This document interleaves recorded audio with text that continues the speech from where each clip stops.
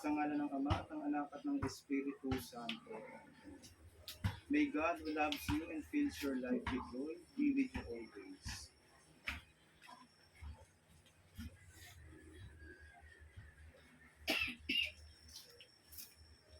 Nagdiriwang po ba ng word dito?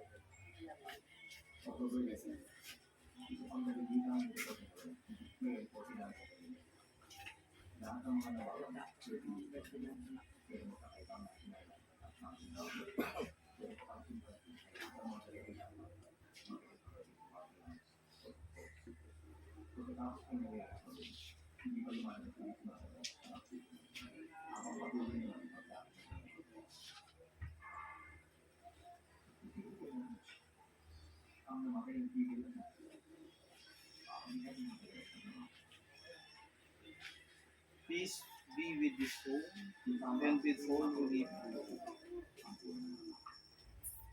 The Lord be with you. A reading from the Holy Gospel according to Matthew. Lord with you. Jesus said to his disciples, "Everyone who listens to these words of mine and acts on them will be like a wise man who built his house on rock. The rain fell, the floods came, and the winds blew and buffeted the house. But it did not collapse. It had been set solidly on rock. And everyone who listens to these words of mine, but does not act them, will be like a fool who built his house on sand. The rain fell, the floods came, and the winds blew and buffeted the house, and it collapsed and was completely ruined." The Gospel of the Lord. Praise you, Lord Jesus Christ. So una po sa lahat, no, ang pagbabasbas po ng tahanan ay isang tanda ng pagtanggap para sa kapayapaan ni Kristo. Sapagkat kung nasaan naroon ang kapayapaan, naroon si Kristo. Sapagkat si Kristo ang kapayapaan. At sa mga oras po na ito, ibig sabihin kayo ay nagdesisyon na patuloyin ninyo at paghariin ang kapayapaan na iba po si Kristo. So sa bawat panalangin ng ating itutuloy, we are His people, the sheep of His flock. Sing joyfully to the Lord, all ye lands. Serve the Lord with gladness. Come before Him with joyful soul. We are His people, the sheep of His flock. Know that the Lord is God. He made us. Yes, we are His people, the flock He tends. We are His people, the sheep of His flocks.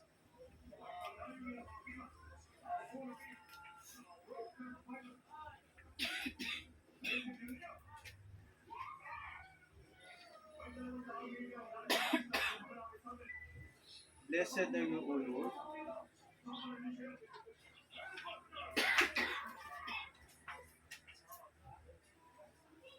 Your fatherly tenderness never ceases to provide our needs. We ask you to bestow on this family and this home the riches of your blessing. With the gift of your grace, sanctify those who live here in this house, so that faithful to your commandments, they will take care for each other. Ennoble this world by their lives, and reach the home you have prepared for them in heaven. Amen. So ngayon po, isasagawa na po natin ang pagbabasbas na holy water. So yung una po yung kahit may ari na sinunod para hindi po tayo mapunta sa kanila. At pagbabasbasan po natin yung bawas po natin. Sige po, una po. Ang daris po, pwede rin po dito kapag nagdadasan po tayo. Dito po tayo sa dito. Aba namin, sumasalangit ka, sa bati ng alam mo. Kapag na amin ang parang mo, sa sila po nandito sa lupa para na sila. Bigyan po kami ng aming labanan sa araw-araw ng pagkawalan. Para na pagkatawad namin sa mga kasawa sa amin. Ama namin, sumasalangit ka, sa bati ng alam mo. Sa amin ang pakalayan mo, sa amin ang para na sila. Bigyan mo kami ng aming katawan sa araw-araw.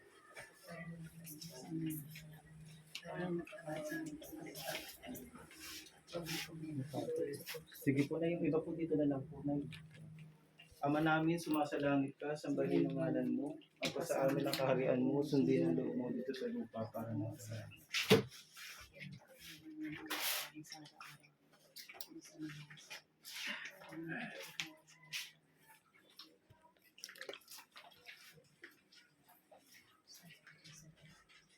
Ama namin, sumasalangit ka, sambahin ang ngalan mo. Mapasa amin ang kaharian mo, sundin ang loob mo dito sa lupa para ng sila. Pakibukas po ito. Bigyan mo po kami ngayon ng aming kakanin sa araw. Tawad namin sa mga kapasalat namin. Ama namin, sumasalangit ka, sambahin ang ngalan mo. Mapasa amin ang kaharian mo, sundin ang loob.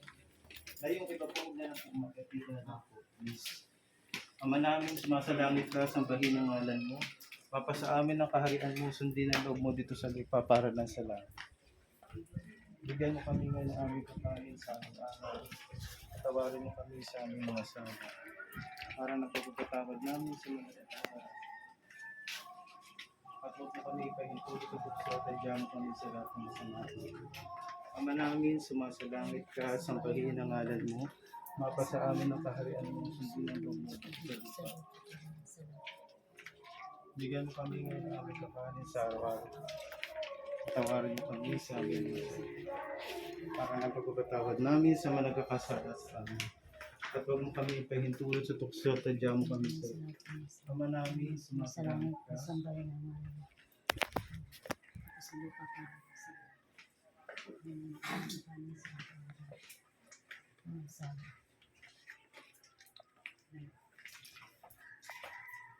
Ama namin, sumasalangit ka, sambahin ang ngalan mo. Mapasa amin ang kaharian mo, sundin ang loob mo. Bigyan mo kami ngayon ng aming kakanin sa araw-araw at patawarin mo kami sa amin. Pagkakabot namin sa nagpasa. At huwag mo kami ipahintulot sa tukso at Ama namin, sumasalangit ka, sambahin ang ngalan mo. Mapasa amin ang kaharian mo, sundin ang loob mo dito sa lupa para mo. Bigyan mo kami ngayon ng aming kakanin sa araw-araw. Para ng pagpapatawad namin sa mga nagkakasala sa amin. At huwag mo kami ipahintulot sa tukso at May the hope of God fill you with every joy in believing. May the peace of Christ abound in your hearts. May the Holy Spirit enrich you with His gifts now and forever. So once again, congratulations po sa mga tahanang ito, sa may-ari ng may bahay, na kayo po ay nag-bless, no? So hindi lamang po dapat nagsimula sa blessing, kundi dapat po ay pinananatili po natin yung pananalangin po, no, sa araw-araw. Pagsasanto Rosario, pagbabasa ng Ebanghelyo, ng Biblia, at higit sa lahat yung mahalaga yung pagdalo sa banal na misa. Hindi lang po dito nagtatapos yung blessing natin. So the blessing is always there, pero napaka-importante na dapat tayo nagkakaroon tayo ng pakikipag-ugnayan sa Diyos. May pagdarasal, yung pag-aalay ng banal na misa kahit linggo, no?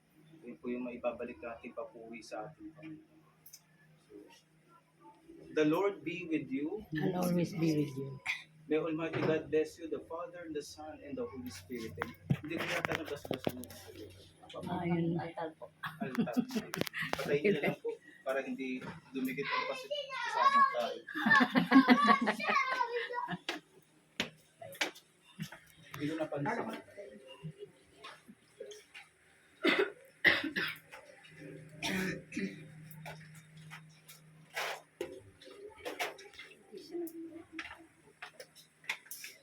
Pwede lang po natin. Kasi may nakita ko mga princess sa akin. So once again, congratulations po sa may-ari ng bahay. Thank you po. Sa kanya po yung, ano po yung family name ng Manaman po. Manaman? Manaman at saka Ngoho. So, congratulations. Tapos na po ang ating